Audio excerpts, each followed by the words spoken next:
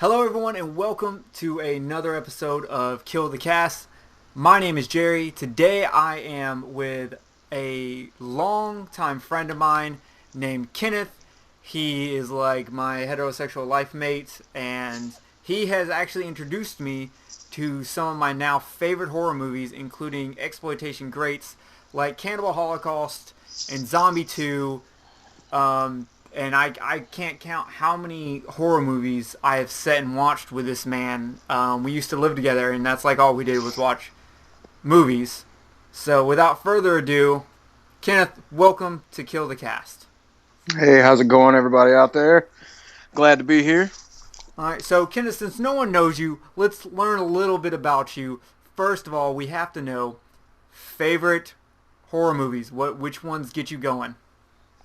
I would probably have to say my favorite horror movie of all time, as you know, but for everybody else out there, would be The Exorcist. The Exorcist is my favorite horror movie of all time. A few others that I would have to say probably stick out in my mind.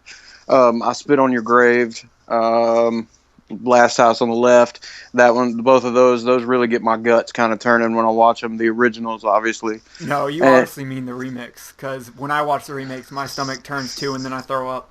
I totally feel you there, man.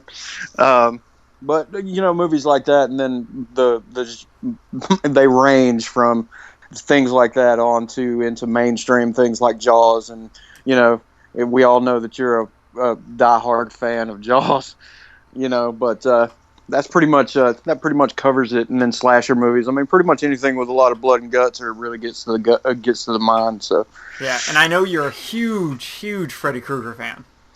that I am, and I honestly think that it stems from when I was a kid. I was terrified of Freddy, and now as an adult, he's one of my favorite slashers.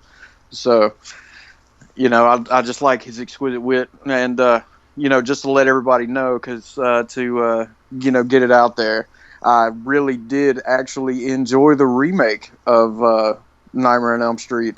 So, a lot of people out there probably want to kick me in the nuts for that one, but I really enjoyed it. I remember going and seeing the movie with you, and there was a weird scene in there where they're like in a convenience store or something, and I was starting to fall asleep a little bit. So I was going in and out of the dream while they were going in and out of the dream. It was Right. for me. That's actually my favorite Me, part. like, wake the fuck up. Yeah, that's my favorite part of the movie, actually. That one was really good. I was just fucking tired. So was that the one that we saw like 2 or 3 times in the theater, or was that the first? Or was that Rob Zombie's Halloween? I can't remember which one we went and saw more than once. I know. Fuck, man. I know. I went and saw Rob Zombie's Halloween with your parents. Yeah. I went with your mom and dad, which is hilarious because they're divorced, but they're like still really good friends, and they were going to see it, and I wanted to go see it, and I don't remember why you didn't come. Either you had already seen it or had, I don't know, someone to go have sex with or pet a cat or something. But I went and saw it with them, and it was a good. I still really like that one. And if we're going to talk about blasphemy, I enjoy Rob Zombie's Halloween more than the original Halloween. I said it. Fucking kill me. Hey, I would have to completely agree with you, man. I mean, I actually got into a conversation with a buddy of mine the other day, and he hated Rob Zombie's Halloween, and I was like, I just thought it blew the original one out of the water. So, if people out there want to kick me in the nuts, that's fine. But that was a damn good movie. Yeah, well, the original Halloween is just one of those movies that it's legacy status. So you really have to be careful about how you talk about it, because legacy status horror movies are like, people will punch you in the fucking teeth for that shit. You can't talk shit about that, or you will get fucking curb stomped. Yeah, well, everybody out there that wants to do that to me or whatever, they can kiss my ass, because again, that was a damn good movie. Don't get me wrong, the original was cool. It was a little bit drawn out, but it was cool. But and I own every single one of the original Halloween movies. But I just can't get past Rob Zombie's. His second one was kind of but the first one that he did was amazing. I specifically only own Halloween H2O because Busta Rhymes is in it. So that's the only one I care about anymore. Just kidding, Yeah. guys. Don't fucking send death threats to me. Anyway, so we have a movie for you guys today, and if you haven't watched it, you might want to watch it before we get into this because we are going to spoil it.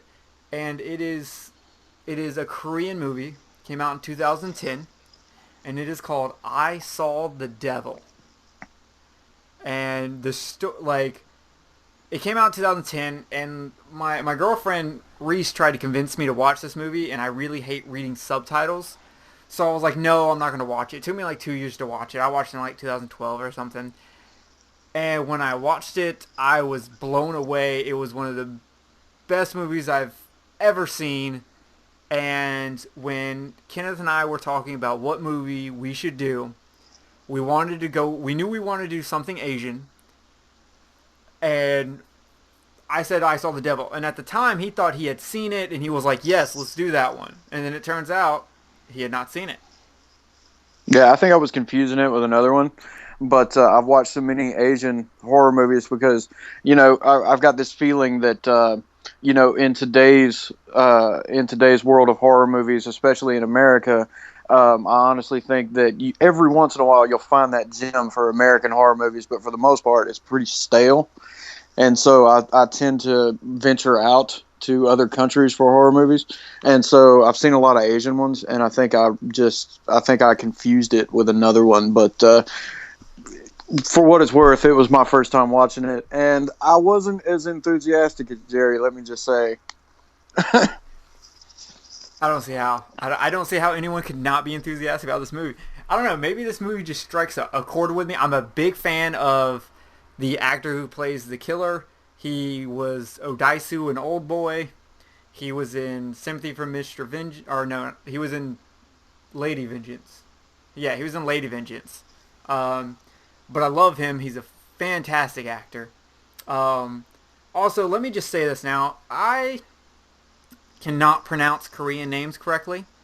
I've tried. My girlfriend wrote out how to pronounce these for me, and I couldn't do it. So most people are renamed with basically whatever I felt like was their main title in the movie. So, for instance, the killer, who is Ki Young Chol, he's just the killer. That's what I'm going to call him. So as we go in, I'm going to explain when I get to that character, I'm going to tell you, this is the character. And if you watch the movie, you'll know exactly who I'm talking about, because it's pretty set. So, starting off, the movie, it's snowing, it's at night, there is a chick in a car on the side of the road, she's on the phone, talking to what we assume is her boyfriend. It's her fiance. He is a secret agent, and I refer to him as agent, and I refer to her as fiance. So, So they're talking, it's fucking cute, and a man shows up and knocks on our window and is like, what's wrong? Do you have a flat tire? Looking like he's trying to help. This is, yes, you guessed it, the killer. She says she's got a tow truck coming, blows him off, he disappears. She goes back to talking to her fiance on the phone. He sings to her like I used to sing to Kenneth to get him to sleep. When he didn't have enough drugs to knock himself out. So, Just to make this clear, that was a different time period in my life, and I've been sober for quite some time now. Just to make that clear. And to be clear, the reason he didn't have drugs at the time is because I did them. Right. So anyway, she gets done talking to her husband, or fiance, and she's like, why the fuck is this car still here? She turns on her lights, and killer shows up right out of the corner of your eye and just starts beating the shit out of the window. And this whole scene is just like, from as soon as he hits that window, is shot so beautiful. The cinematography on this is crazy. He starts banging on the window, front window. He moves to the side, busting the side. opens the door, goes in there, and just starts fucking hitting her in the head with, I want to say it was a hammer. It was like a little mini sledgehammer. Yeah. So that scene is just super well shot, and the music for that scene fits perfectly. If anything about this movie, when you watch it, you should take away from it is the cinematography and the music for it are just amazing. Well, see, and at the beginning of the movie, I was very hopeful.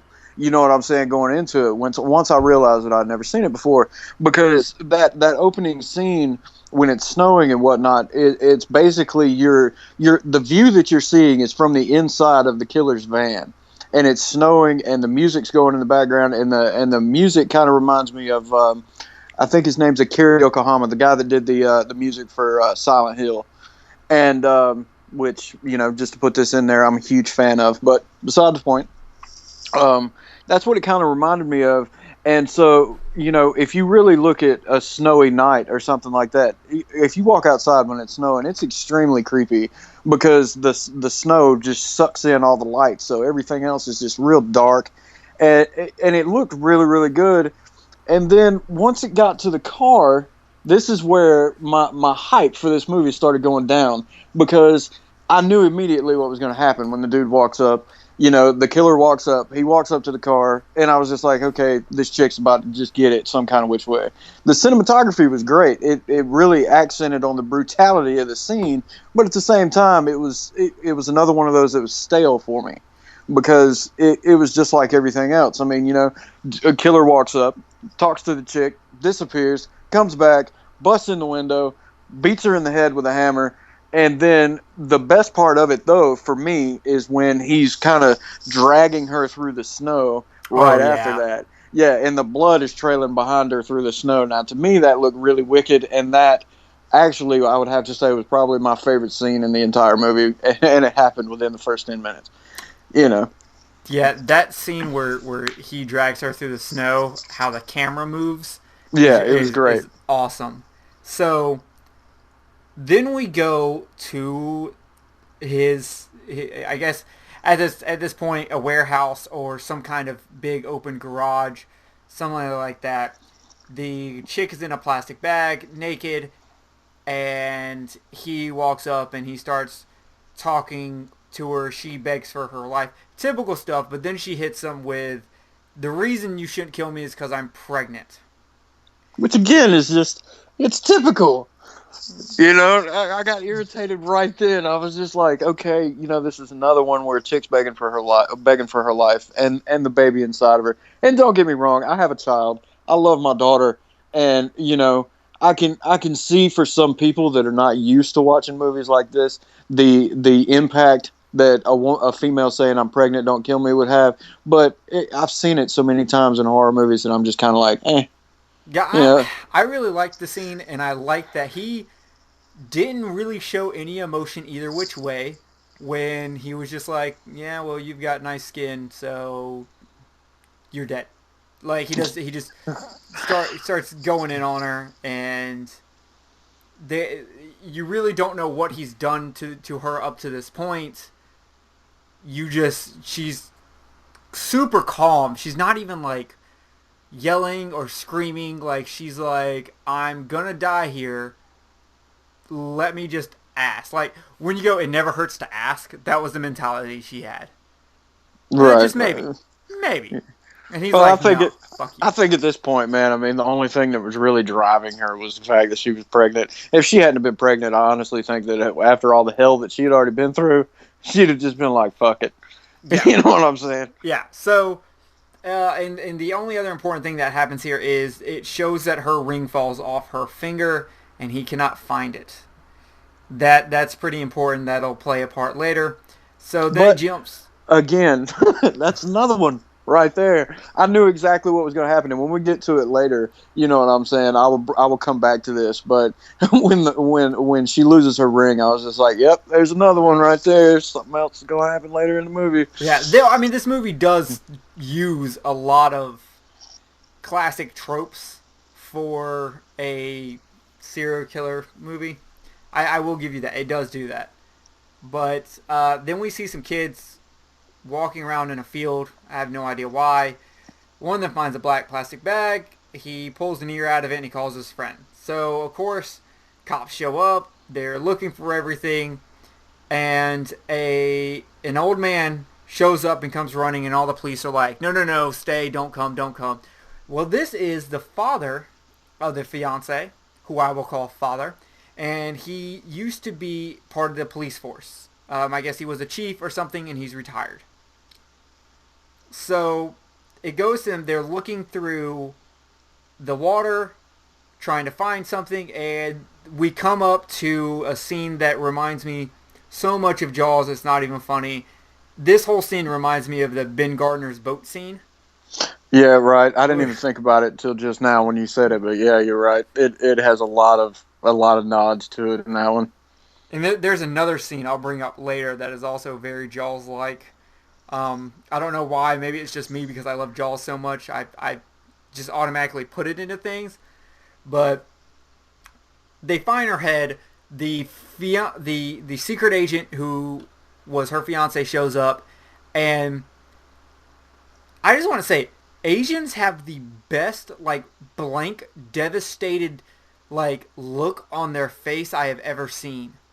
Especially that guy in this movie. I gotta give that guy credit. The agent. I've got to give him credit. I've seen him in other movies before, but I've got to give him credit. He really. You're right. He really pulled that off, man. Because when he's just sitting there and he's like in this daze of just pain and fear and awe of the whole situation. And at this point, this guy, other than him talking to her on the phone when she was in the car, at this point, this guy has really not had any dialogue whatsoever. And you know what I'm saying? When you see that look on his face, I mean, you're totally right about that. I got to give the actor credit because you could get everything that they were trying to convey just by that one look. Yeah. And so after that, we go to the funeral. Everyone's crying. Agent finally breaks down and cry and walks away. I got to go back to something though. Okay. I got to go back to when they find the head. These are two things. Number one, I got to give them credit for how perfectly they did when the dude walks up and he pokes the head with a stick, and it just perfectly rolls over in the water, and then the hair just moves perfectly off of the face, so you can see who it is. And granted, I mean, for all you folks listening out there, the head is completely submerged underwater.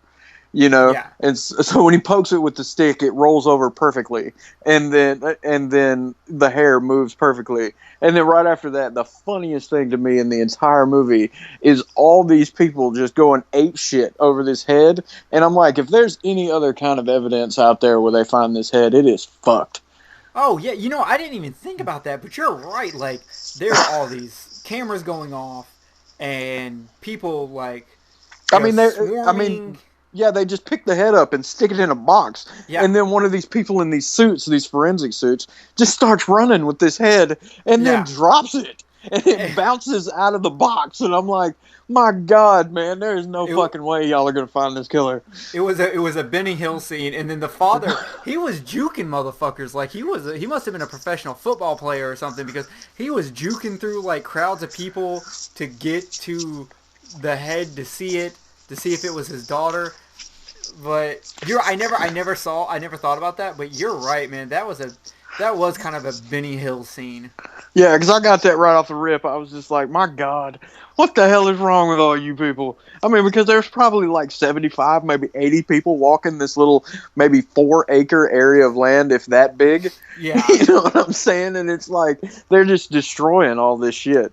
Like you got cops and forensics people that, they act like they've never seen a dead body before. It's like, don't people fucking die in Korea? Yeah, apparently, since they have fucking, like, later on, like, the 4 suspects, like, they've all done similar things to this. So I'm like, y'all motherfuckers have had to find bodies before. Right. You calm down. So we have a couple of, like, boring scenes to go. The funeral, then he goes to the office where his boss is, and they're like, what do you want, a month, 2 months? And he's like, I want 2 weeks. That's it, 2 weeks. And at that point, he's got for revenge. He's got a plan, and it's just a matter of what his plan is going to be.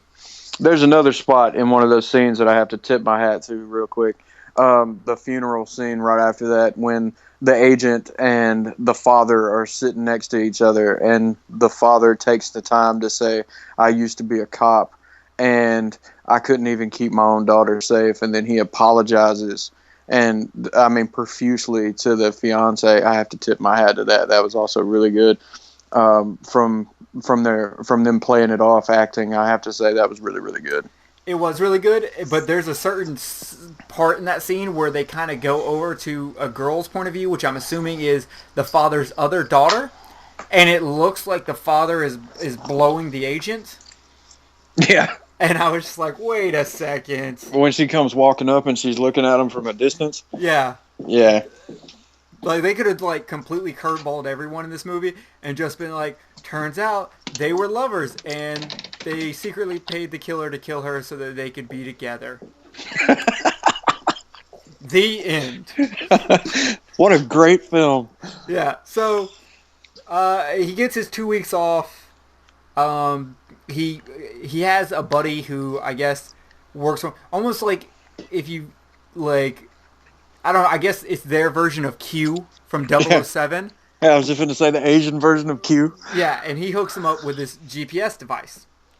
So he then goes to his father's house, gets police documents from his father because the father has connections with the police, so he gets the documents, hands it over to him, and he leaves because the other daughter shows up and she's like, "What are y'all doing? I made food." And incidentally, I have to say she was really, really hot too. Yeah, that's true. There was a lot of hot chicks in this, actually. She was my favorite. So the hunt begins. He goes to his house. He puts that shit up on the wall, and here we start with the hunt. And the first guy he goes for, this scene's hilarious.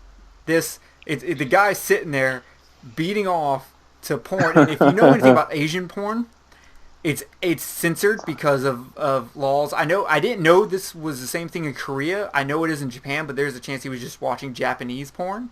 Chinese is the same way. So Chinese is the same way. I just don't know if it's Korea or not. I usually can't watch that stuff unless I have it on mute because the women sound like 5-year-olds. And that's I think they just sound straight up like the really high pitched voice of anime chicks.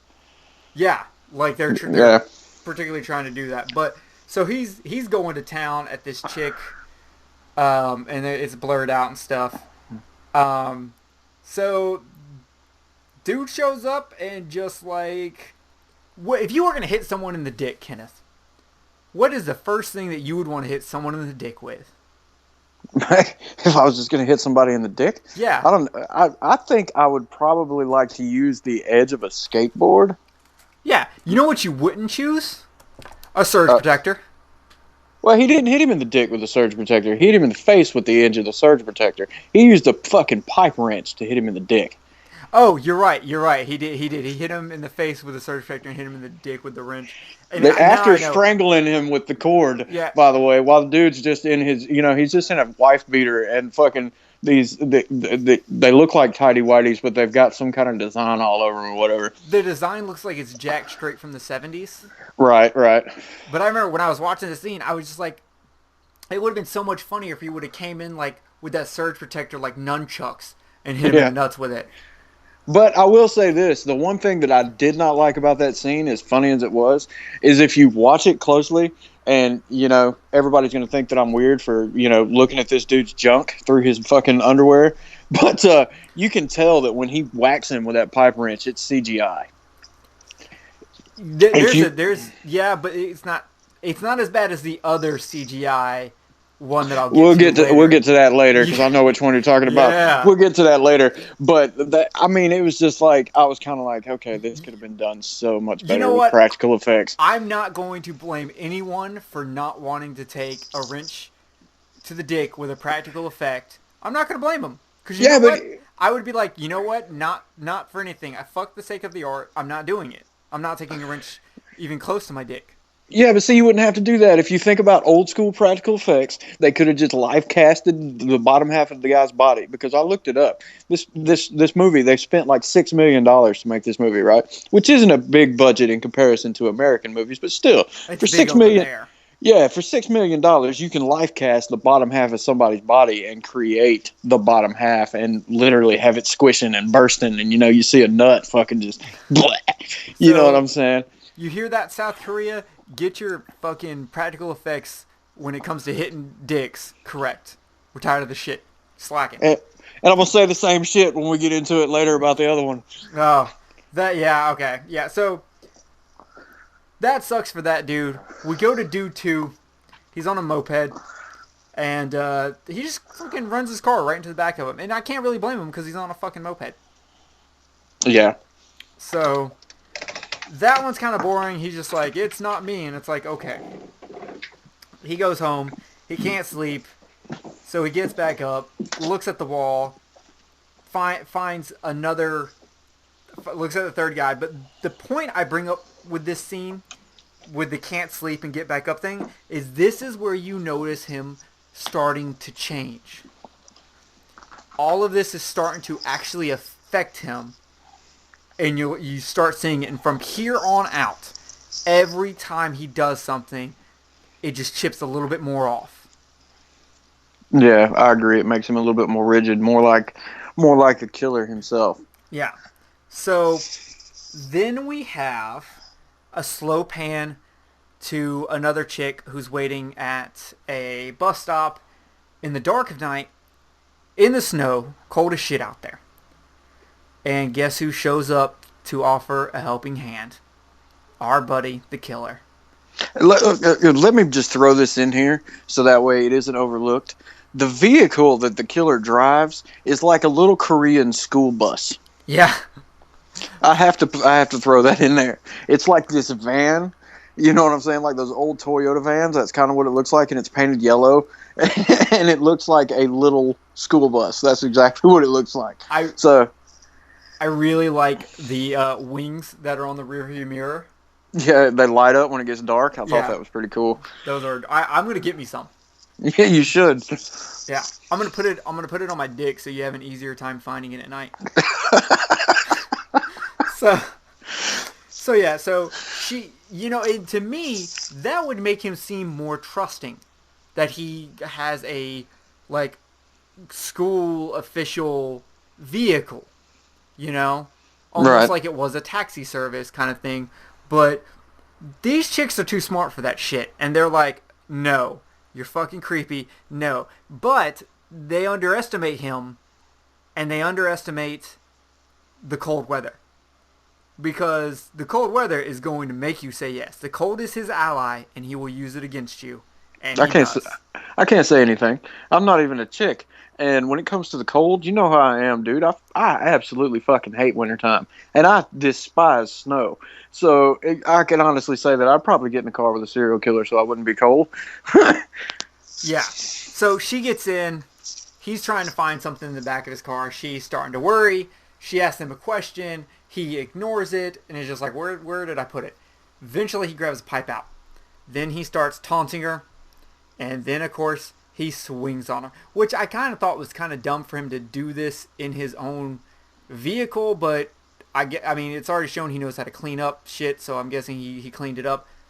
But the best part about this attack is that he missed on the second swing. If you watch, he hits her in the head, swings again and misses. I noticed it. And then hits her again. And I thought that added just the greatest touch of realism to this scene. Something that small can really make or break a scene, whether it takes you out, with your level of disbelief on it. And I thought that just added so much to it. And I agree with you there. I mean, I can honestly say I noticed it the first time that I watched the movie, because I watched it twice.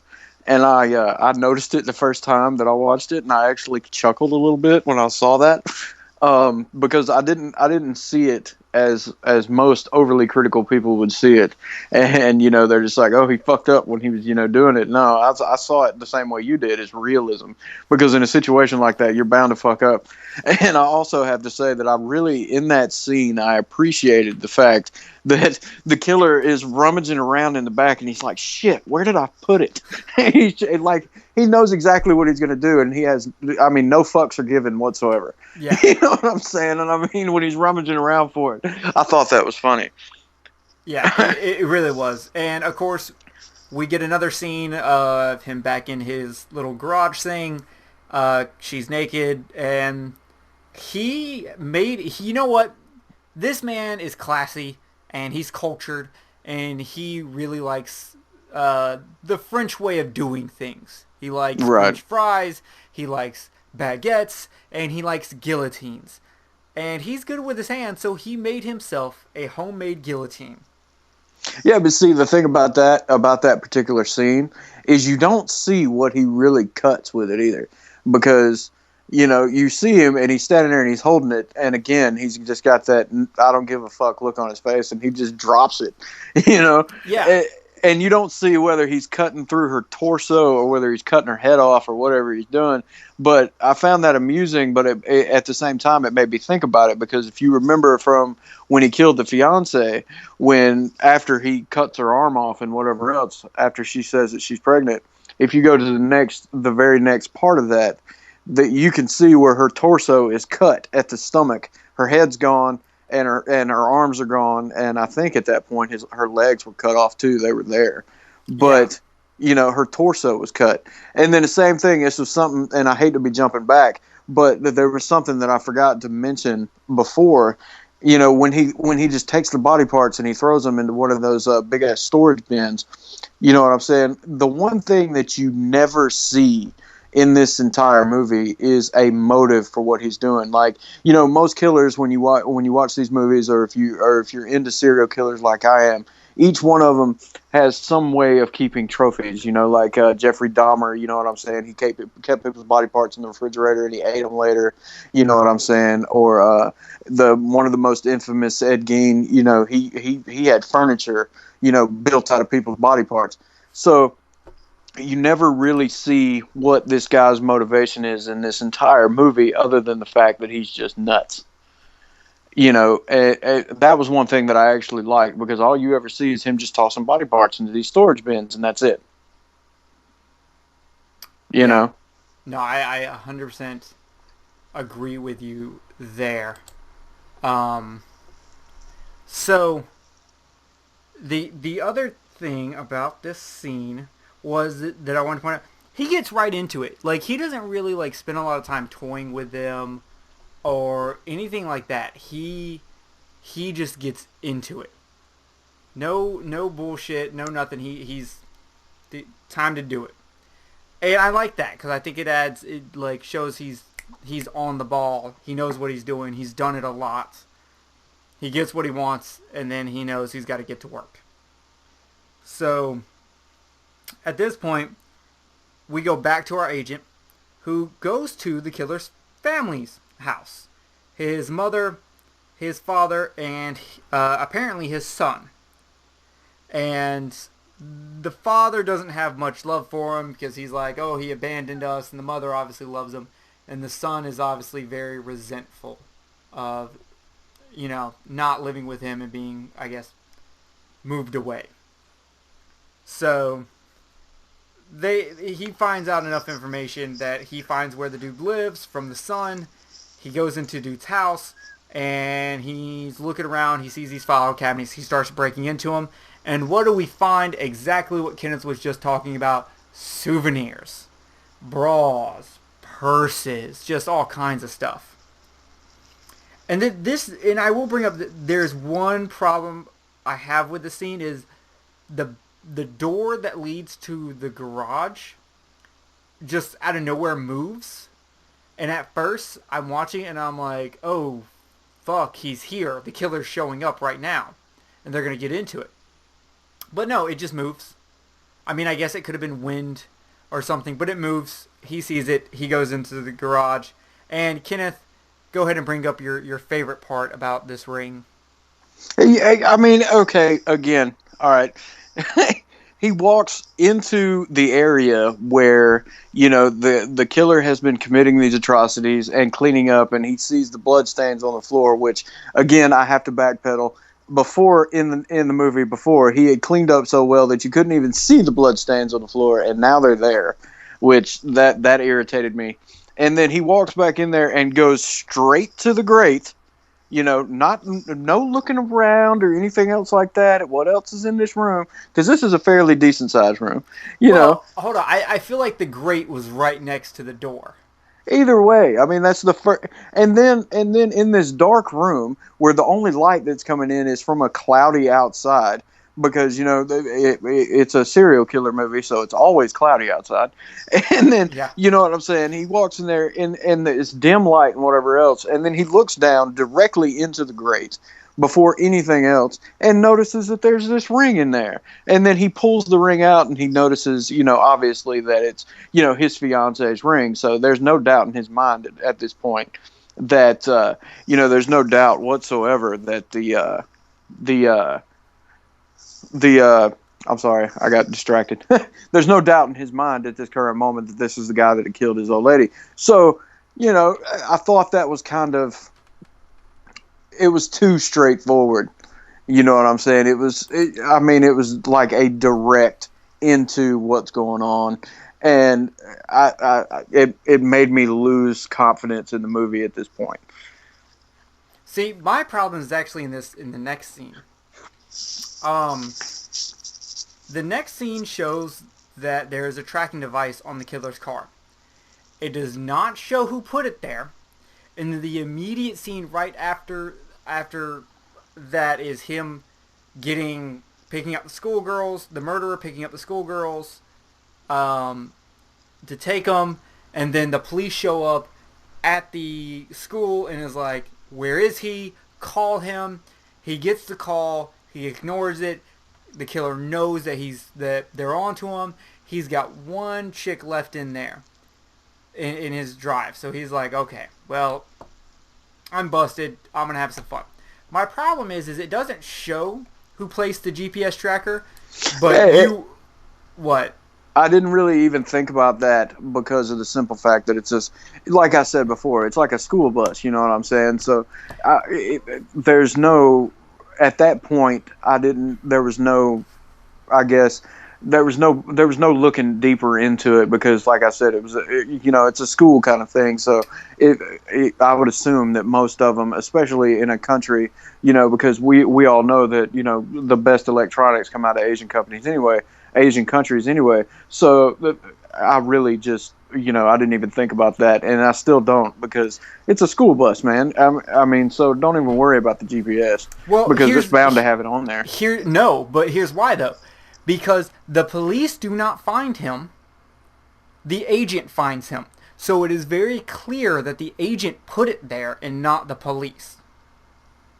Well, I didn't think about it like that because, yeah, you're right. The next place you don't see the police at the greenhouse, because that's where he ends up at, is that greenhouse, and you see the agent there first. So yeah, you're right about that. Yeah. So now we are at the greenhouse, and he's got a hole dug. He's got his I'm assuming she's high school girl in there.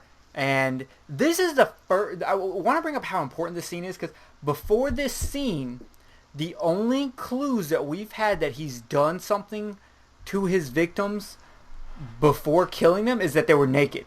But they did not show him raping or doing anything sexual to them.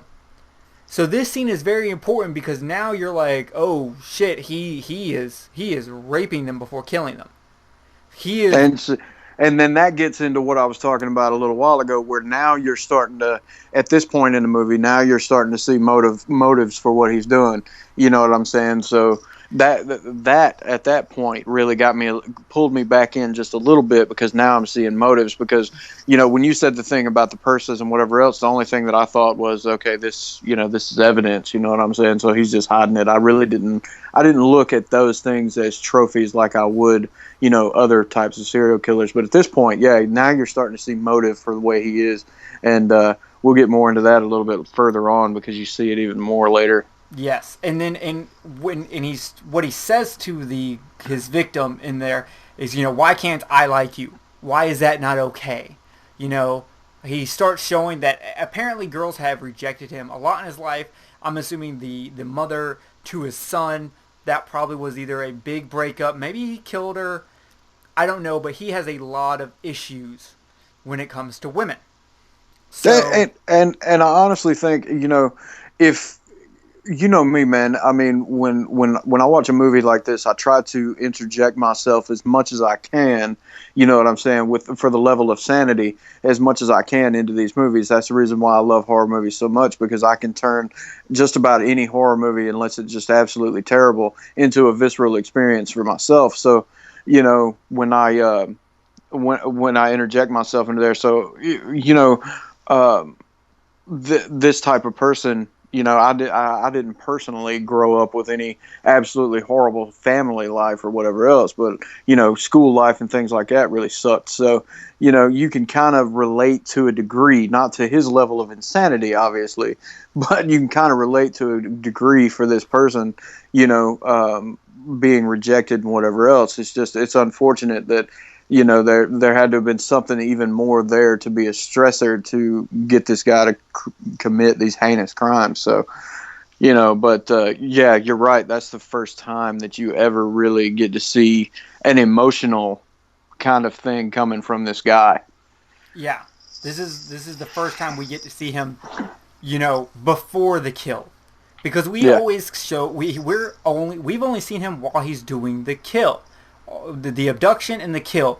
We've never seen what's in the middle, and they had the very subtle hint that he does something to them because they were naked. But if I was going to kill someone, I would take off their clothes too, like get that out of the way. So it's not exactly like showing that he raped him, but it was the first hint. And here we have him. We really do see him, and out of nowhere, the fiance's name is said. I'm assuming it's the agent, but it comes out and it sounds like a whisper. But if he would have done it, he would have had to like yell it. I was confused by this. I don't know. What was your take on that? Not necessarily. I mean, because you got to think about it. This is a greenhouse. It's completely enclosed, and even though the agent just kind of pops up, you know what I'm saying? You can assume that it was him that said it. But I honestly think that you're right, kind of, because of the actions that were going on at that moment with the girl whimpering and everything, because he's basically in the middle of raping this girl, with her whimpering and whatever else. You're right, but for some reason he heard it, you know.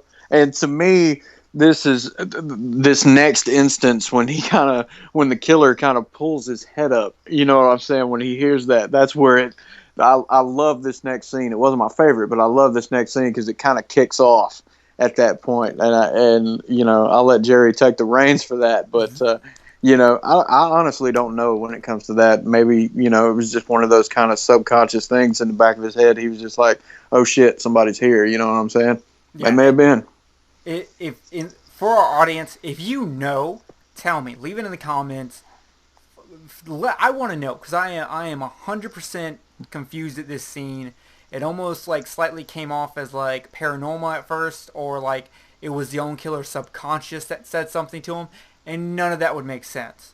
So, but the greenhouse is where we really get into the second act of the movie, the real meat of the movie, and he hears the name. The killer grabs his scythe. He starts walking out there to see what's going on. He sees Agent standing there. He turns on the light, and I love this scene where the light go towards the agent as they pop on, and Agent's just standing there like he doesn't give a shit. Like, Yeah, but at the same time, the look on his face, he really doesn't even have an angry look on his face. It's like, it is like a apathetic numbness. yeah, like he's just there and he knows what's fixing to happen. Yeah. So the killer is like, "Who the fuck are you?" No answer. He just bums. Killer starts running towards him, gonna bum rush him. Well, the agent beats his ass. Yeah, that's And what I'm saying. It's completely believable because he is a secret agent. He would have these kind of abilities. He would have these kind of skills. Right, but this is this and probably one other spot in the movie is where this is the only time where I kind of got that kung fu movie feel, because I was just like, the way he was kicking that killer's ass, dude, I was When just he like, does the bamboo pole spin kick into the yeah, killer, dude, it was badass. that I shit was was like, awesome. yes, Oh, you know.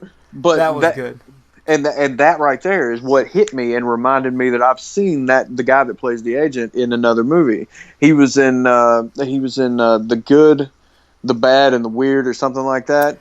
I can't even remember the I want full to name say of it. that movie was actually directed by the same It director. was, it was Okay, yeah. because I went later and I looked up, I saw the devil, and I found other movies that was done by. It was the Good, the Bad, and the Weird. That was it. And yeah, and I saw that, and I was just like, man, that movie was great. And then I started looking at other movies that I've seen that guy in, and he's done martial arts style things in other movies. So I really really like that, and you know how I am about kung fu movies as well as horror movies. So it just kind of it brought everything together for me in that one moment, and I was just like, that's really cool. Agreed. So the agent then puts a bag over the killer's head to try to get him to pass out, but it's not really working well enough for him. So he just does the next best thing and just starts bashing dude's head into the ground. And I've never understood that. Okay, what is it about in every single movie that you see where they put a bag or plastic over somebody's face that nobody ever thinks to themselves to grab the plastic and pull it open to where you can breathe through it? 100% true, but I actually have an explanation for this. Okay. It's because they're really hoping that they'll be able to make the front cover of the movie like Black Xmas if they let it go. If they don't rip it open, they'll get to be the front cover like Black Xmas. So they don't want to ruin that chance. I mean, because it's like you see this in so many movies, and I'm like, how come nobody ever goes for the fucking plastic? You know what I'm saying? And I mean, and I've heard this theory that if you were to actually do that to somebody, if you did it with a black bag or something like that, then your first impulse would be to try to get the bag off of you because you can't see through it. But if you do it with a clear one, then people can see through it, and that's the reason why they automatically go for the person that's trying to do it or whatever else. But I've seen so many damn movies that, granted, I've never been in that situation. I've seen so many damn movies that I honestly think the first thing I do is go for the plastic. Well, and it's also in that panic mode, are you going to make the right decision kind of thing. So I think it's one of those incidents where, yes, ahead of time or after the fact, you would know exactly what to do. But during that moment, while you're pissing yourself, would you know to do that? Well, yeah, you're right. So But then again, I've never been in that particular situation, but I've been in other situations where I've had to deal with shit like that. And, I'm not going to go into details, but you know what I'm saying? I honestly think Kenneth that I used would to be into extreme bondage movies. yeah, right. You can find them online if you look hard enough. So we go to the ending of the scene is very, very important. He lifts up a giant rock and he does not bring it down on dude's head. He does not want to kill him. He wants to fuck with him. The official start of the cat and mouse game is about to begin. He takes out his little tracking device that he got from his Asian Q earlier and puts it in dude's mouth and then pours some white liquid. It could be milk. It could be that chalky stuff they make you drink before you have an x-ray. It could be a lot of semen. I'm really not sure what it was, but apparently it forces you to swallow. See, at first I thought it was like creamer for coffee. Maybe. I don't drink coffee, so I've never had creamer. But if you put creamer in your mouth, does it automatically force you to swallow? It's if you do it by itself without coffee or anything, it tastes so damn awful that you want to get it out of your mouth or down your throat as fast as possible. Yeah, well, for us non-slutty people, we would probably just spit it out instead of swallowing, Kenneth. Yeah, well, Not me. I would swallow. I'm a whore. I'm all about swallowing mass genocide. You know what I'm saying? Yeah. So, and my issue I have with the ending of this scene, because I really do like how this scene ends, is that what does he do with the girl? Is he like, does he let her go to the police? Does he go, look, don't say shit. I gotta No, fucking dude up. I think you missed that part because you actually see for a split second, you see her take off. So she just runs away and he doesn't worry about it. Yeah, because Okay. they specifically show her getting out of the hole, but then later on, for like a split second, you can see her taking off, like she takes off out the door. Yeah, okay, that makes sense. So the killer wakes up in the hole that he had dug, and there's an envelope. No, wait, don't forget about the fact that the dude broke his wrists. Oh yeah, dude stomped the shit out of his wrist before he put him in the hole. So his wrist is fucked up. His face is fucked up. He wakes up in the hole, and for some reason the agent gave him a bunch of money, which, you know what, he doesn't even really use. Like, maybe I'm wrong, but I don't remember him really using any of that money. I don't really. I tell you the truth, I don't either. He used it in one scene when coming up when he pays for the hospital visit, and right. Which he really, I mean, I guess he did that because of what he's going to do next. So we'll go into that. He starts walking down the road trying to get a ride, and a taxi shows up, and this scene makes no fucking sense unless I thought it was great. South Korea is filled with serial killers. Because the dude in the front seat seems like he's all right, but the dude in the back seat's like wigging out. He looks like he's just ate way too much acid. Yes. You know what I'm saying? He's not even at Snosberries taste like Snosberries level. He's way beyond that. Yeah, he's done. So the driver is all like, "Oh, you're so lucky I'm here. You're so lucky I'm here." But our killer, he's a smart dude. He goes, something ain't right.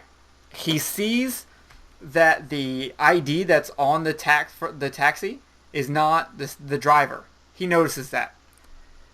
I don't know why they picked him up in the first place. I thought that was weird. If they have someone in their trunk, why the hell did they pick him up? This whole scene was weird to me. So, but it's cool because of this.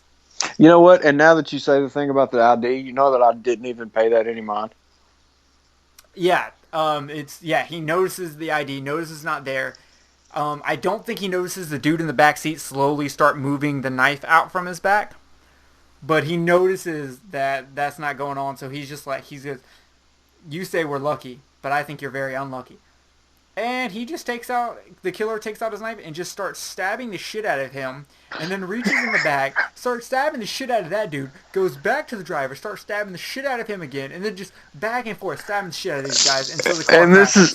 This is another one of those where I got to give credit for the cinematography, because this scene was shot fantastically, because the camera is basically panning around the car slowly and then going back as the killer is just going from the guy driving the car and the dude in the back of the car. He'll stab the guy in the front like 4 times, and then stab the dude in the back like 4 times, and then back and forth, and there's blood spraying everywhere. It looks like an anime.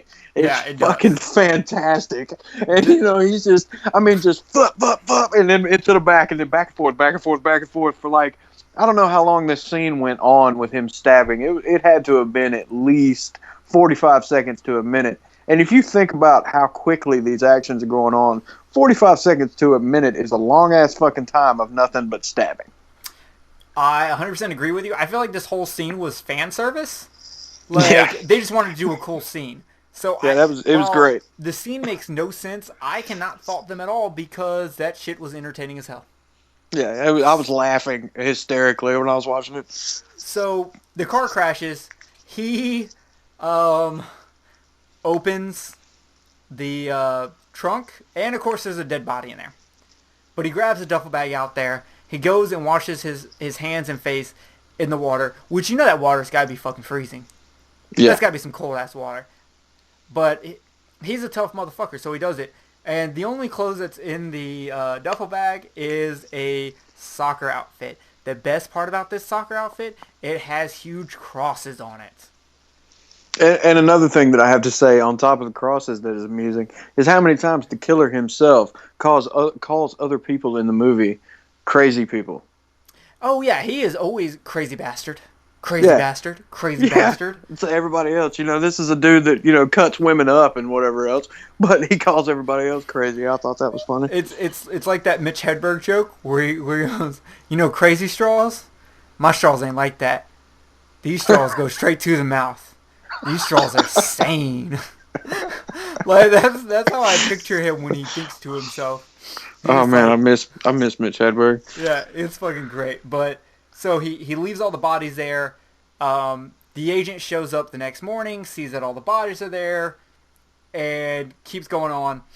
Um, so the killer goes to a hospital, and he's all fixed up and everything's going good. And the old dude starts like condescending to him. Don't play so rough, and you won't break your wrist. Who even hurts their wrist while they play soccer? And I love this scene because I cannot say how many times I've had to bite my tongue when old people start talking like this to me, and I just want to be like, shut the fuck up, or I'm not fixing your computer. Hey, be fair, dude. Be fair. You know, when it really comes down to it, you get irritated at most everybody. It's not just old people, so be fair.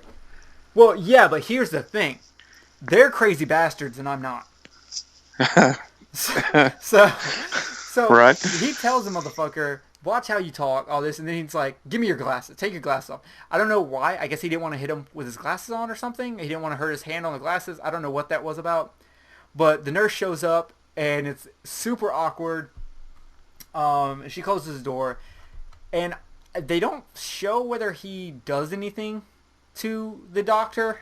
I'm assuming he doesn't, but I also assume he does, because after that he goes and pays the chick, and he's like, yeah, you're so hot and so young, and why don't you have a boyfriend? Are you fucking with me?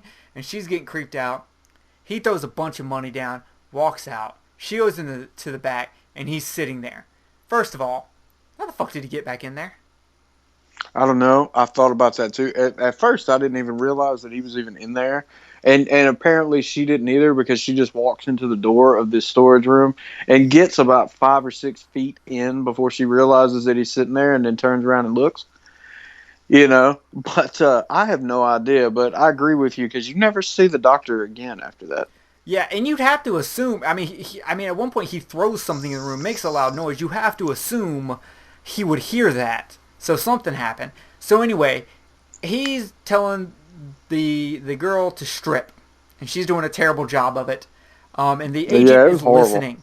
He is listening. Apparently, his GPS tracker also gets great audio from inside a human body. And here's my thing: if you've ever heard a GoPro inside its casing, the audio is terrible. GoPro needs to call the South Korean Secret Service and be like, we need your technology for audio so that our GoPros actually have good audio. Yeah, I agree with you there. So he's telling the chick to strip. Agent puts on his headphones, hears that shit. He shows up, and once again, we get fight number 2. And it's a lot of fun. He just walks in and hits that motherfucker with a fucking fire extinguisher. And I have to say this: don't forget about the fact of in this point you get to see a little bit more of how shot out. I mean, at this point, you know the shit with the doctor, and then he's already started fucking with this girl a little bit, and then you got to get to the point. If you got to, this gives a little bit more to the killer, because he had made her start stripping, and she was crying and whatever else, and then the scene goes to the agent in the van, and then it comes back. And dude basically grabs this chick by the top of her head and shoves her down. And obviously you don't see it, but he shoves her down. And then the next thing you can hear the noises of him basically forcing her to give him head. You know what I'm saying? Yeah. So, and the reason why I'm putting that in there is because that gives you the level of not give a shit about women in general. This guy obviously has a major, thing against women in general, to the point of where he would degrade this girl to that level. You know what I'm saying? I mean, because it's bad enough when a guy rapes a woman, but when he forces basically sticking his dick in her mouth, you know what I'm saying? I mean, It's to so me, degrading. yeah, that's another one of those. You know what I'm saying? So it's like you have to. It gives you even more insight into this guy, even after the point of where there's no fear or anything whatsoever. Even though the agent is fucking with him, he's still doing his same old shit. You know what I'm saying? So it's like, Yeah, well, at this point, he doesn't know that the agent is fucking with him. He doesn't quite understand why he was let go or why he's got the money. He just automatically goes, oh, crazy bastard. Just another Right. crazy incident that happened in my life. But here, while he's getting his blowjob, the agent shows up and hits him in the fucking head with a fire extinguisher. This killer, it might be a superhero because he gets hit in the head so much, and not once I don't think he suffered a concussion. Yeah, I was actually thinking that as it was coming out of your mouth. You know what I'm saying? That you really do. You see this dude get hit in the head in this movie with all kinds of shit. Yeah. To the point of where he's bleeding profusely from his skull, and he's still functioning just perfectly. Yeah, and so then he beats the shit out of the dude, lays him down. And then he's just like, you know what my favorite movie is? Pet Sematary. You know what my favorite scene is? The Achilles. And he fucking stabs the Achilles and cuts it open, and then and the nurse is about to leave. She's gotten dressed. She's about to leave, and he's like, no, no, no, you stay here. Someone's got to treat him. And at that point, you're like, oh man, he is serious about this cat and mouse thing. He was serious when he said, I'm going to make him feel all the pain that you felt. Yeah, at that point, and I that was another one of those where I just felt so bad for that chick because this is, I've already went into detail about what he put her through. You know what I'm saying? And then on top of that, she's got to keep the fucker alive. So I'm just like, I feel bad for her. I have to assume that the agent was like, look, I know you don't want to do this, but here's the thing. I'm going to make him pay for all of this. So just do it. And she's like, okay, well, fuck him up. So he gets fixed. He gets his little hospital boot on. He gets dropped off in a parking lot and with the car that he had stolen. And he starts trying to find the tracking device on the car because he is sure that the tracking device is on the car. He can't find one.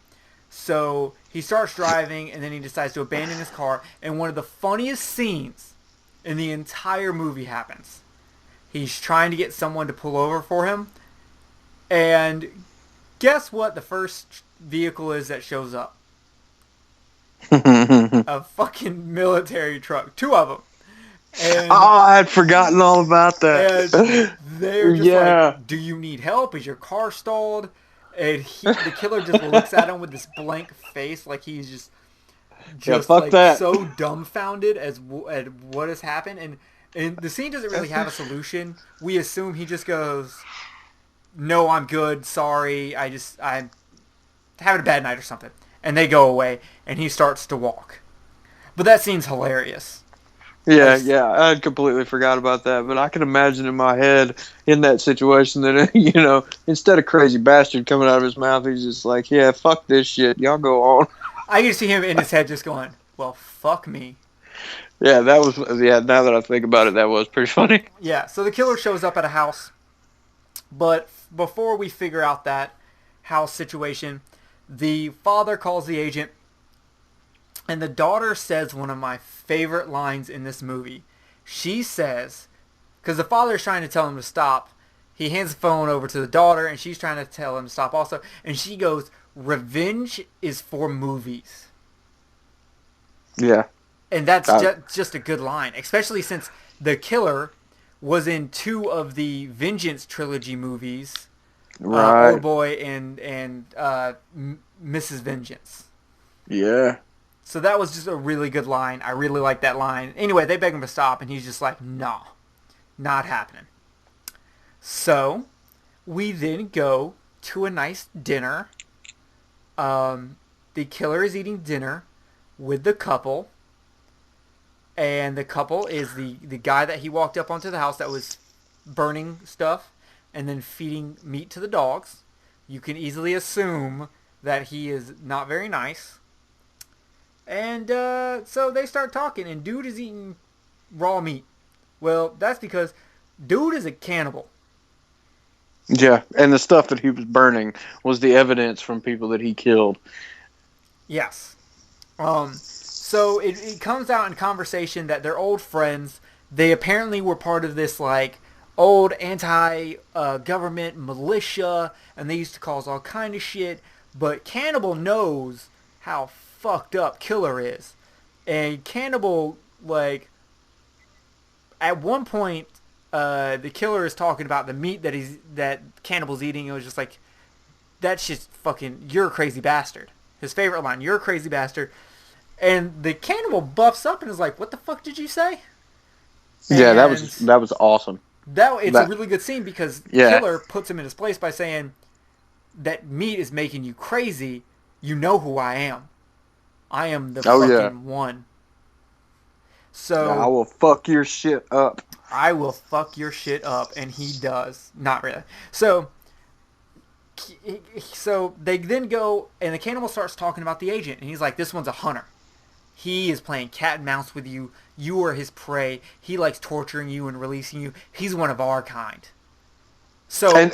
And I have to say, before you even get to it, I have to say that was probably one of my favorite lines in the movie. That was one of my favorite lines because, you know what I'm saying? When he says he's our kind, you know, it really puts this dude into perspective at this point.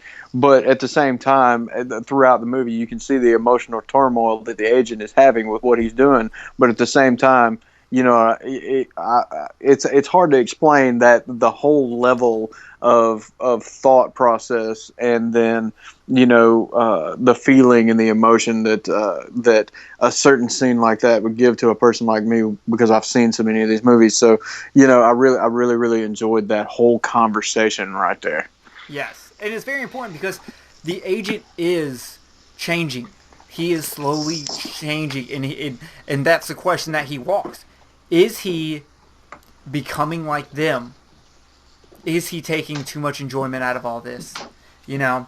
So it's a very, very great scene. I love that scene. I'm with you on that 100%. So then he goes, you can go, Cannibal tells Killer, you know, go take a nap somewhere. We got plenty of rooms. And then Cannibal goes to make his next meal. He's got freezers full of body parts, but apparently he wants guts. And he has ran out of guts. So he then goes to a small room where he has a chick hostage. And he takes her out, and he has her on a chain like a dog. And he walks her out, and she tries to grab a staircase and everything. He yanks her and shit. And he takes her into this room, and he's getting ready to kill her. And we see the agent show up outside the house. So we know something's about to happen. So we go back to the Cannibal in there, and he goes, oh, how is it done again? Hands, feet, head. I think that was the order. Hands, feet, head. Yeah. Well, all of a sudden his music turns off. He goes over to his music. He's like, what the hell? Turns it back on eventually. Apparently he doesn't know how to work it, which throughout the scenes with him, I want to say that they're alluding to that is not his house. Yeah, he has killed the people of this house, and it becomes more apparent. It becomes more apparent, and then I don't know if you've mentioned it yet or not, but you also gotta throw it in there that the Cannibal is not the only person that's there with him.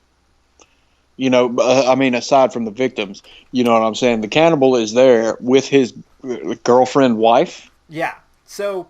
And she looks like a loony, and she looks like she's a loon too. She looks like a Korean. What's that chick's name that's in all the Tim Burton movies? Helen Bonham Carter. Yeah, her. She looks like a Japanese version of her, just kind of strung out in the face. Yeah, kind of like she looked like in Fight Club. Yes. So, the thing, and here's the thing with the fiance, or not the fiance, the Cannibal's girlfriend. We really don't really have much to with her, but apparently we watched the Netflix version, and Kenneth has informed me that there is an uncut version that you said it was missing. What'd you say, like 4 minutes worth of stuff?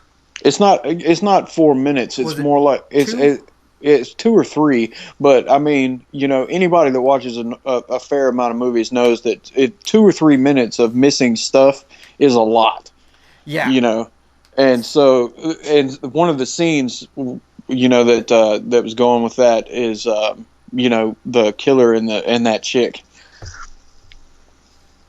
because they're going at it at some point, and that was one of the things. That was, they're fucking. They were going at it, and that got cut from the original version of it, because in the thing that I was reading, in the article that I was reading online, apparently the Korean government made him take stuff out because the Korean government was gonna give him basically a restricted, which would be the American NC-17 rating if he didn't take some of this stuff out. Yeah, and at that point, he would not be able to put it into any theater in Korea.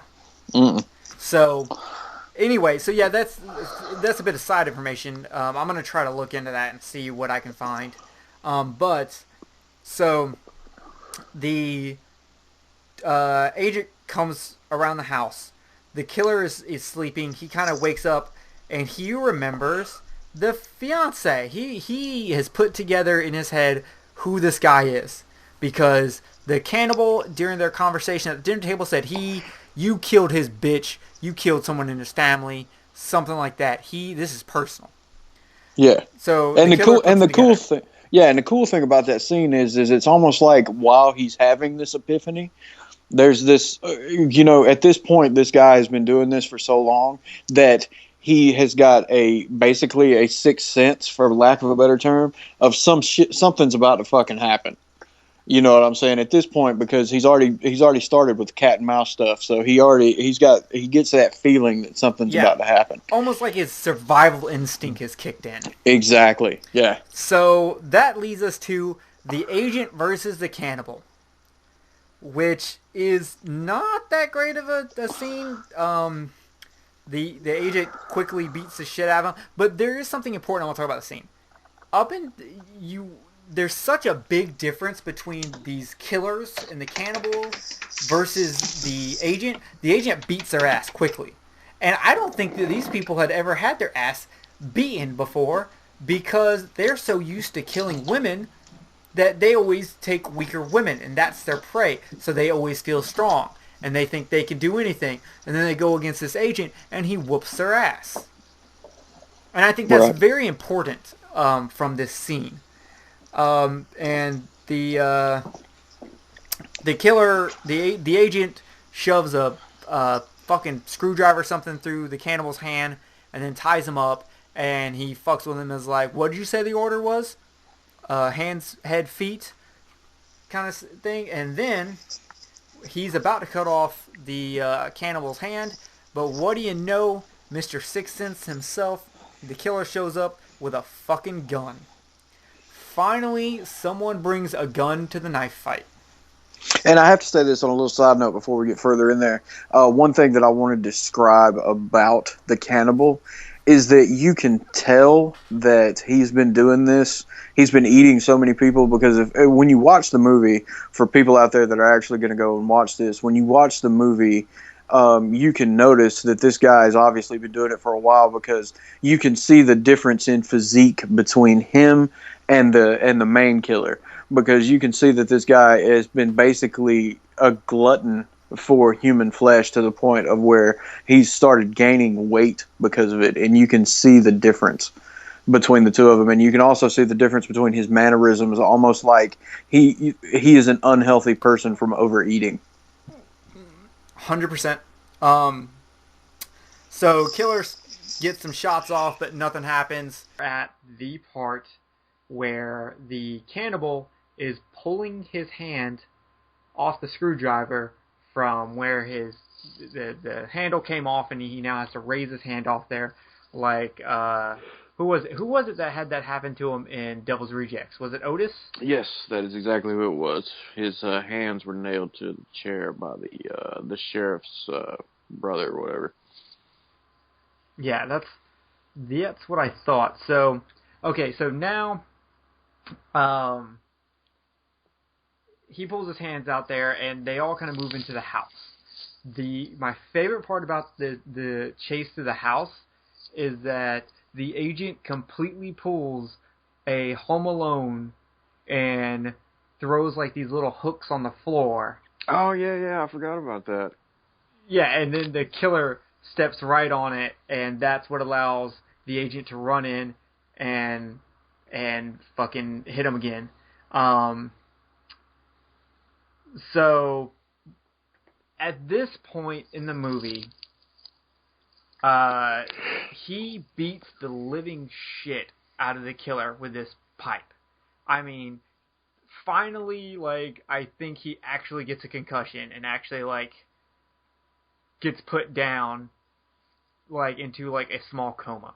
Yeah, for a little while. So, the cannibal and his girlfriend are taken to another hospital when the police show up, but the agent has taken the killer to to a different hospital where Agent Q has shown up, and they're talking, and Agent Q is like, yeah, well, as long as he doesn't have diarrhea, that tracker will stay in there. And Agent's like, whoa, whoa, whoa, shut your mouth, don't say that, he's right here. And Q's like, oh, he's passed out, he won't be awake, for at least another day. Right. Well, this is where, Kenneth, you'll be glad to enter another trope. He's not actually asleep. He is awake, and he hears it. Ta-da! Yeah. So, once again, the agent drops him off somewhere. But now the killer knows about the GPS tracking capsule, and he starts talking shit. He is taunting him, and then he tells him that one of the last things his fiancée said was that she was pregnant. And in this part, I was kind of hoping that the agent was going to go a lot more apeshit than he really went, for this. But I mean, you could see a little bit in him where he was all upset and everything. But it really, I was expecting that there to be a lot more when he found out that she was pregnant, but there really wasn't. I agree with you, but he's like, I feel like he's in a mode. He's got tunnel vision, and now he's so enraged that had he been close enough to get to the killer, I think he would have killed him right then. But he was not close enough to get to the killer. So the killer goes and grabs a bunch of laxatives and just turns a bottle up like they're candy. Yeah, tells the agent, hey, you better get here if you want this guy to live that I just stabbed at the store. He goes and shits out the GPS unit, digs through his shit, gets the GPS unit, and then in one of the probably the only time in the movie that was actually gross, he shoves it in another dude's mouth. Well, I mean, you got to take into consideration the scene where at first you don't realize what it is until he sticks his hand in his own shit. You know what I'm saying? And he's digging around through it in one of those weird Korean toilets. But, yeah. You know what I'm saying? I mean, so I thought that was kind of nasty too. But, it did show a few minutes of him washing it off at least. That's true. He, like I said earlier, he has class and he is cultured. So he then steals the dude's car, and the agent shows up like 10 seconds too late. So then, in a complete weird turn of events, the killer calls Captain O, which is the guy who's been leading all the police around, and says, yo, I'm going to turn myself in. So the agent shows up at the hospital, and the cops are leaving the hospital. The agent is showing up at the hospital. He goes up to the cannibal and is like, you're going to tell me where the killer is. And the killer and cannibal is just like, yo, you fucked with the wrong dude. He's not going to stop. He's going to kill the family. He's going to fucking kill everyone. And then this is where we actually get 100% confirmation that the killer does indeed rape every single one of his victims before he kills them. Because the cannibal says he likes to give them pleasure before the pain. Right. Which, you hear this a lot, this saying a lot, give pleasure before the pain, oh, enjoy it before I kill you. And I'm like, this is how you know that these people are fucked up in the head, because at no point is rape enjoyable for the victim. At the same time, you know what I mean, like, going a little bit off from the pain and pleasure thing.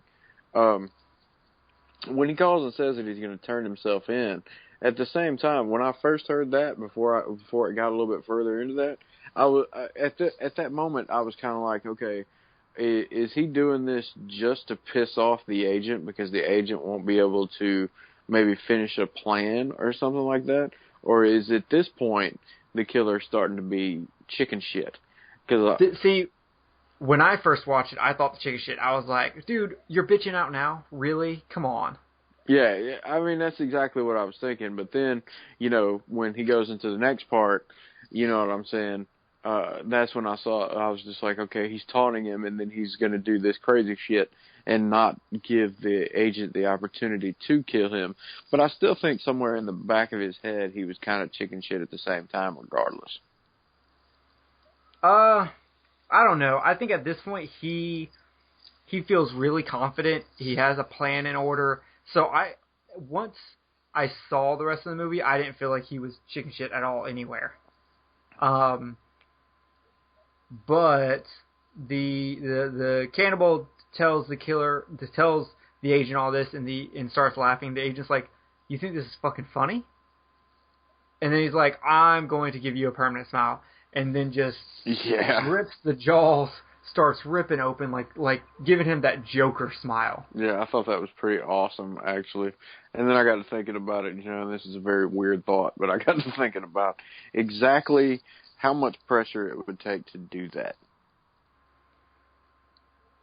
Yeah, I don't know, but I mean that's gotta hurt. I've had like a paper cut between my where my top lip and bottom lip meets on the side. Mm-hmm. Right in the corner of your mouth. Yeah, and that hurt terribly. I can't imagine what having it ripped open would feel like. Yeah, so that was the only thought that was going through my head, other than the fact that was a cool scene. Was, my God, how hard would it be to actually do that? Yeah. So after that, the agent now calls Captain O and is like, "Yo, he's heading to the father's house." So of course, guess where our next scene is? The father's house. The killer is there. The killer is beating the shit out of the father. And let's talk about the best CGI I have ever seen in a movie. Like 1993 Jurassic Park. Beautiful. Wait, I'm talking about the wrong scene. CGI was fucking terrible. What the fuck happened? Right. And that was the other one, man. I mean, it's because we had already talked about it earlier. It was almost like, the first time you see in one of Romero's movies, you know what I'm saying, where you start seeing kind of the CGI thing with the zombies. That's kind of what this reminded me of, except for shitty.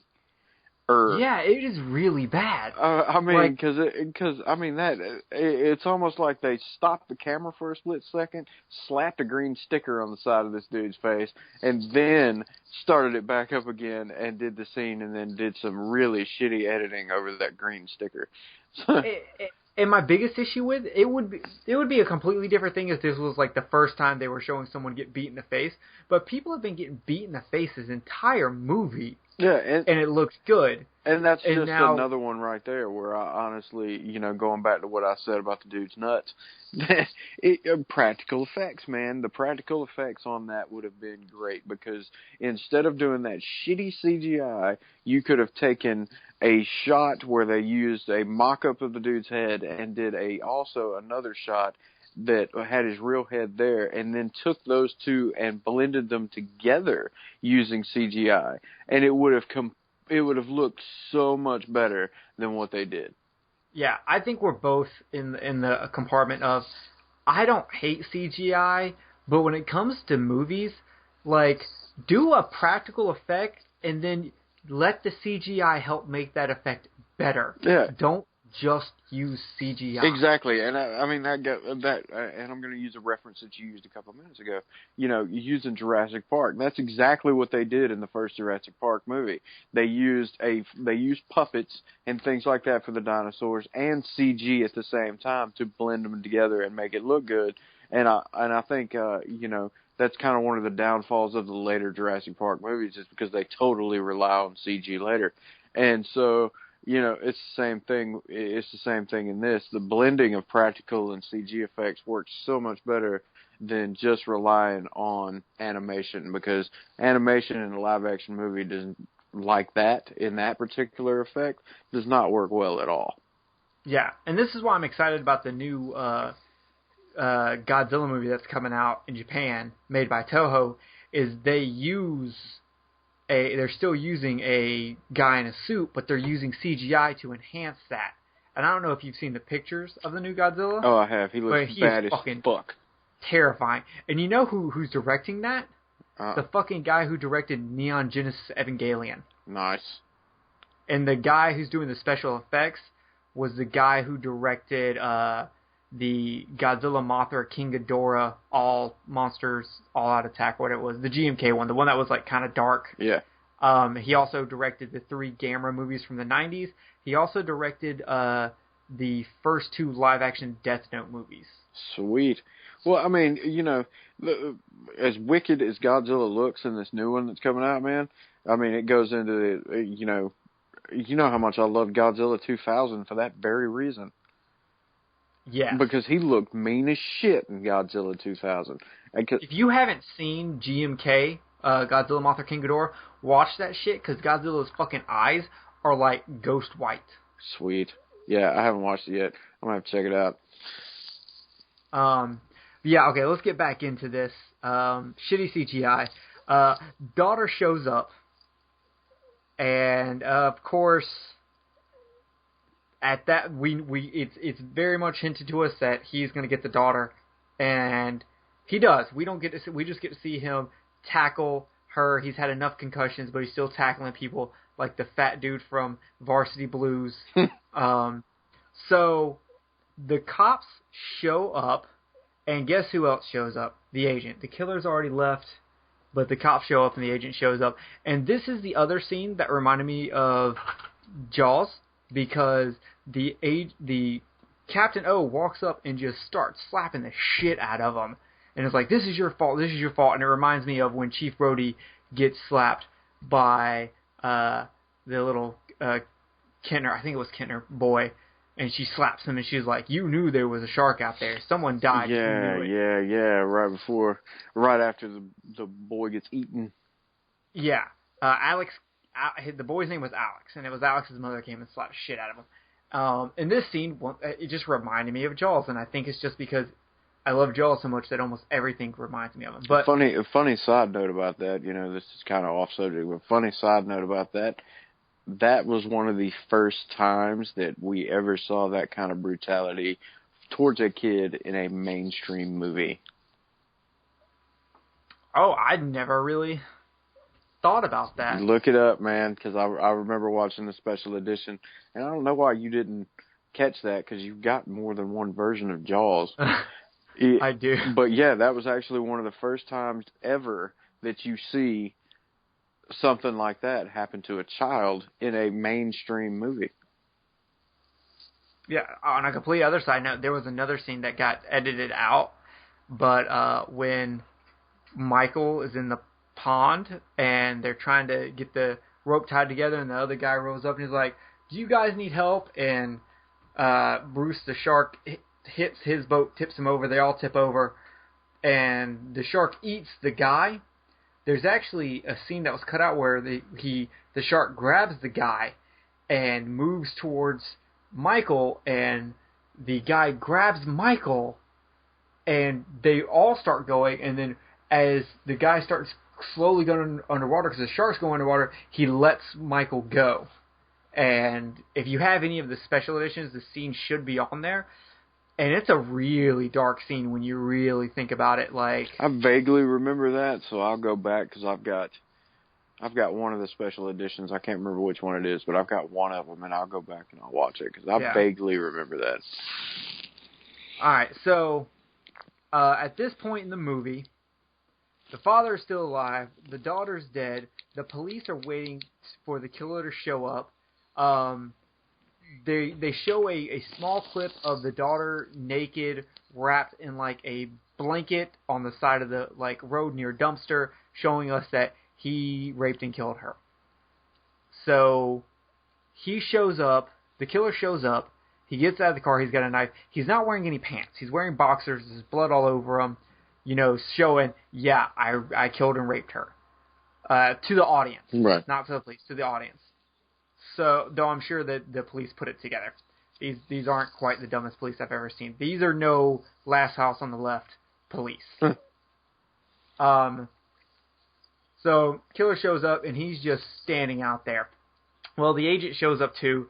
He opens his car door, and I thought he was going to get out and run towards him, but nope. He backs his car up to hit the door on something to rip the door off, and then runs in there Fast and Furious style and grabs the killer and throws him into the car. Well, sort of. He holds on to him as he's getting down the road. Yeah. And you see his legs kind of every so often touching the ground, which I actually kind of like that scene. I mean, you know, I know you were kind of, you know, picking at it or whatever because of the Fast and the Furious shit, but I actually kind of like that, man, because it was like, you know, he was thinking to himself that he wouldn't have enough time to get out and run to the killer and make off with him before the other cops got there. So he did the next best thing. He just kind of scooped him up. Yeah, exactly. Which I thought that was kind of cool, actually. Yeah, so now we're back at the killer's house, and we're in the garage. All right, this is where the level of stupidity here. Okay, he goes back to the killer's house.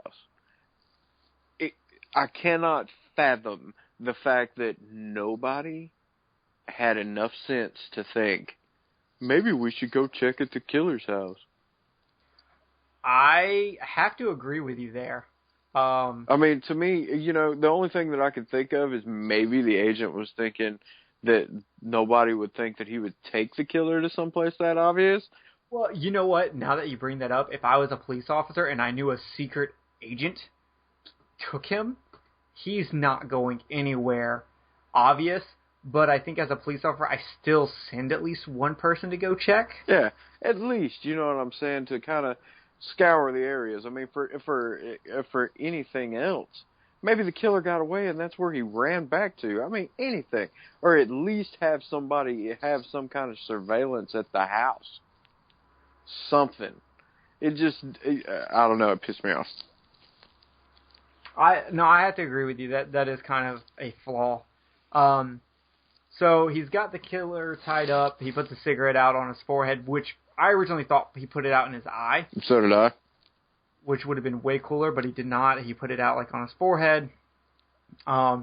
So the agent had...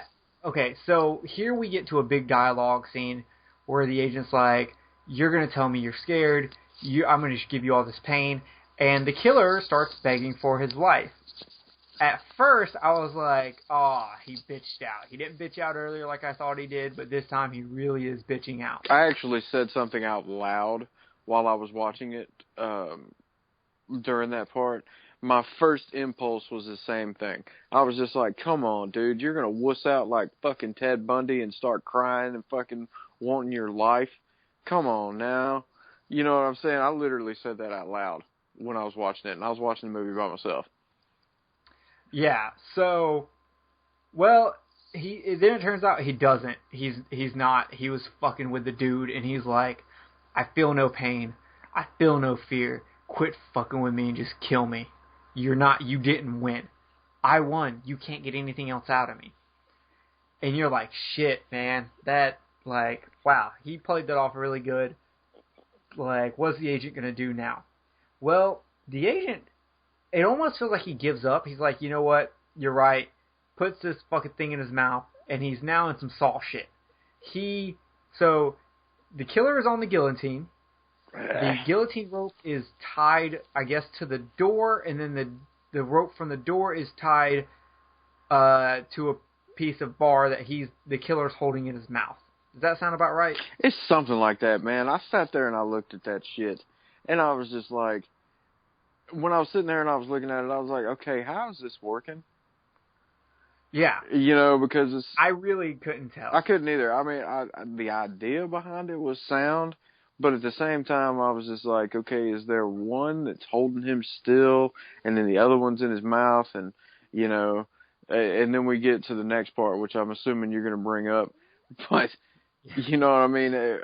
I don't know, dude. That whole contraption that they had, that the agent had him in was just kind of fucked up looking.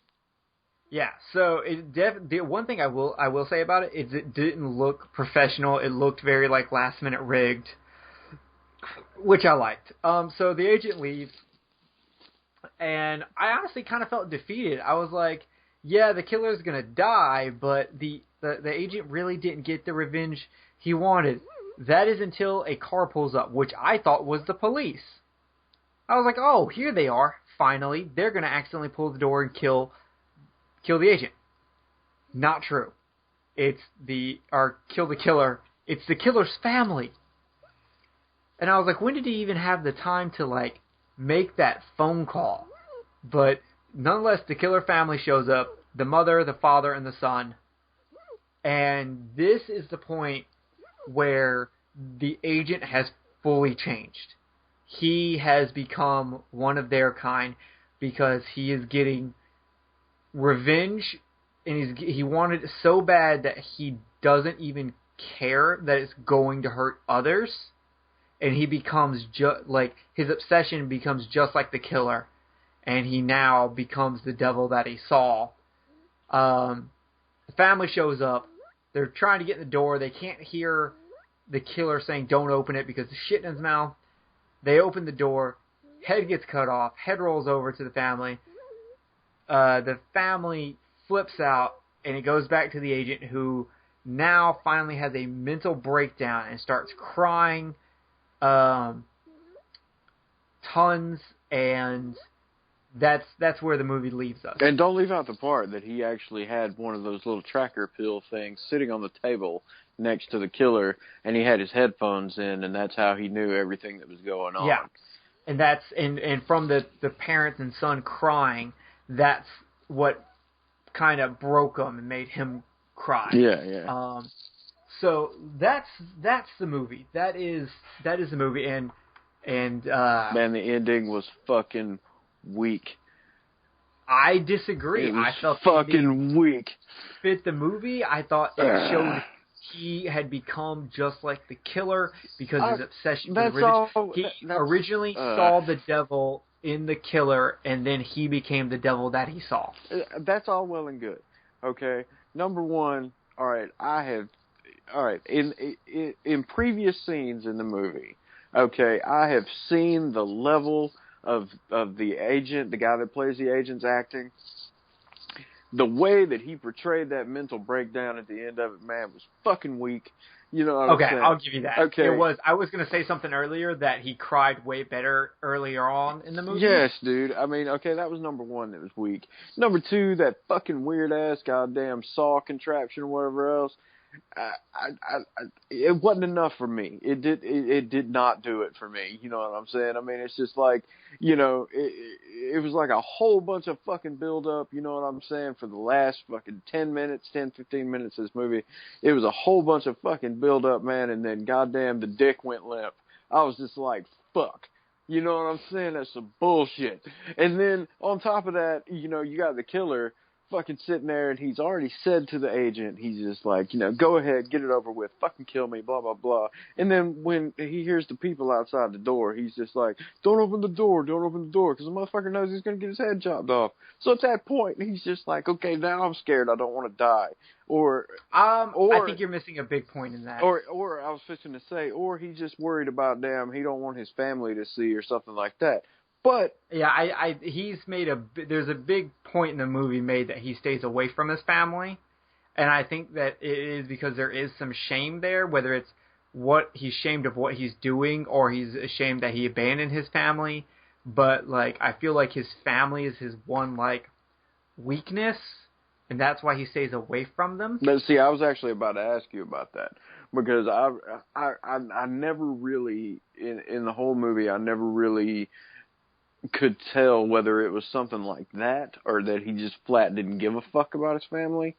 You know what I'm saying? So, it could have went either way, but, the whole end of it, man, was just not enough for me. I was expecting something after, like I said, after all that build up and me having to deal with the issues that I had about the same old shit from other movies and blah, blah, blah. I was just expecting something else, man, and it just didn't do it.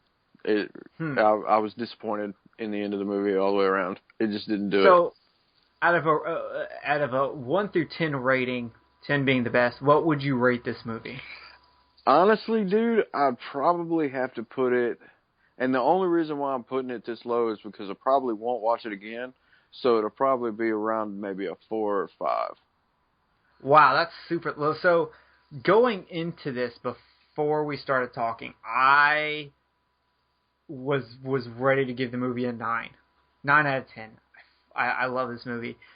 But after talking and you pointing out a few things that I had never realized, I will say it has dropped, but I still feel like it's like 7.5 out of 10. Nah, I can't put it that high, and the reason being is because, like I said, I probably won't watch this movie again.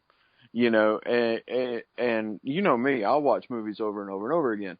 And so I probably won't watch this one again. And if I do watch it again, the only reason why that'll be is just to see if I can catch anything that I may have missed, to kind of watch it with more of a, you know, after seeing it already and whatever else, trying to pull more things out of it.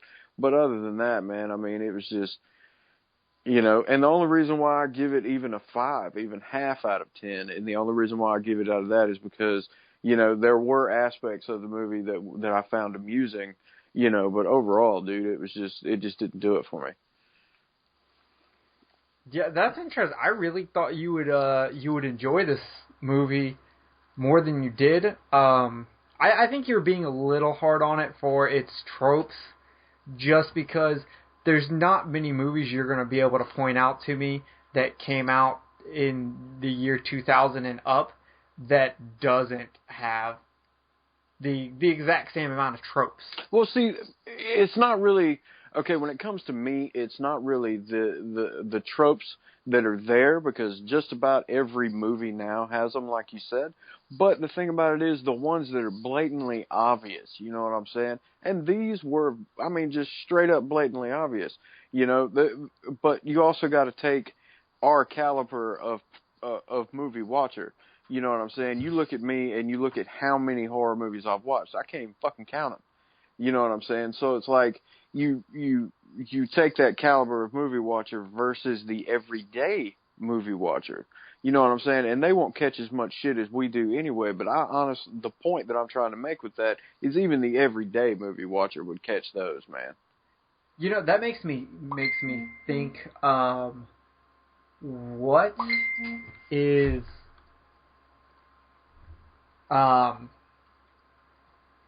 when it's comparing how in America what we've watched compare, do you think there's a culture part of this that goes, maybe these aren't quite tropes in Korea?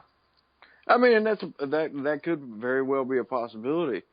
You know, because you're right, we have not grew up in that culture to see it. But at the same time, knowing what I know about that particular director and seeing, you know, some of his other films and things like that, man, his level of where he's at for some of his other films, man, even looking at it from that perspective, dude, this was a weak movie even for him comparatively. You know, because interesting. Well, I mean, because some of the other ones that I've seen, man, I mean, he did one of the segments on Three Extremes too that was amazing, and then, you know, other movies that he did. I mean, hell, he did part of like four. Yeah, he did the Tale of Two Sisters. That movie was awesome, and you know, he's done like 4 American movies. I can't remember what all 4 of them are, but he did like 4 American movies. Hell, he had a hand in Terminator Genesis, which, you know, it was good and bad for what it was, but still.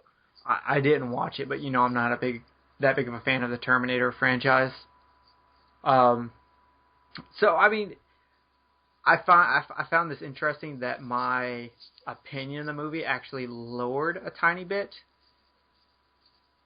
from this, and I'm still completely surprised that you didn't like it as much as I thought you would. But that goes to show that no matter how well you know someone, and Kenneth and I know each other very, very, very well, you can always surprise even yourself when you talk to someone. And that's the whole reason we do this podcast, is through talking, we're going to learn more. And I learned stuff about this movie tonight that I didn't notice. We were both open about things and talked about it, and that kind of communication is what makes the horror community great. Because I will say this, while there are a lot of people in the horror community that are very uptight and like, no, it's this, there are a lot of us that we can have these conversations and completely open our eyes to different things, whether it's good or bad, we can see it. And that's why I like doing these podcasts. This is why I love talking to Kenneth, as Kenneth normally will have these conversations and no one hears it but us. Yeah, that's the crazy thing about it. I mean, because, you know, for people out there listening, there is no telling how many of these types of conversations that we've had about different movies over the years. I mean, it's well up in the hundreds of these kind of conversations. And I mean, horror movies isn't the main subject matter, but that's one of the biggest ones. And we just have been doing it for years. Y'all just happened on this particular one get to hear it. Yeah. So we will be doing more of these. I don't know what our next movie is going to be, but we'll figure it out. But that was I Saw the Devil. Kenneth gave it a 5. I gave it a 7.5. I hope you enjoyed this podcast. Check out our YouTube channel. Just search Kill the Cast, where we will have a video version of this, and we will also have some other videos for you to look at, including, I don't know if you've watched it yet, Kenneth, but I put up my Kill the Trailer video. No, I hadn't yet. Which is really fun because, Kenneth, you remember having to watch trailers to like where they didn't give away everything in the fucking movie? Or, yeah, when you got trailers now, where it's not just giveaways, you might as well not even watch the damn movie because you've watched it in 2 minutes. Yeah.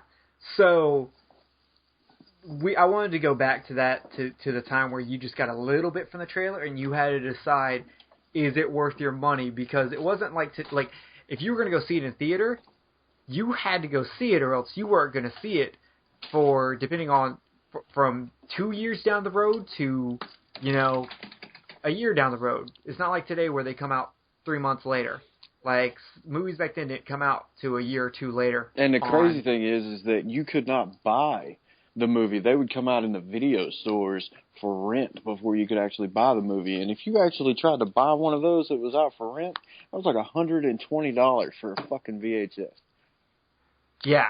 So I wanted to go back to that. So so for Kill the Trailer, I'm watching old horror movie trailers that I'm trying to pick ones I've never seen the actual movie for. And from that, I'm just trying to decide, after watching the trailer, would I watch this movie or not? And I did the first one today. It's on our YouTube channel. Our podcast is also available on Podomatic and Stitcher. We recently got on Stitcher. It is on there. I checked today. So, yeah.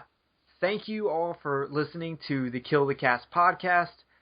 My name's Kenneth. My co-host tonight was Kenneth. Your name's Kenneth? No, my co-host tonight was Kenneth. No, you said my name's Kenneth, and then you said my co-host tonight was Kenneth. Oh, well, we're all Kenneth around here, George. So appreciate you having me, though, dude. I've been wanting to do this for years. I'm glad we did it. I can't wait to do another one. And I hope everyone enjoyed it. Like, subscribe, share, tell your friends, show your mom, get grounded and become a disappointment to your father. All of that. We will see y'all next time. This has been Kill the Cast, and y'all have a good night.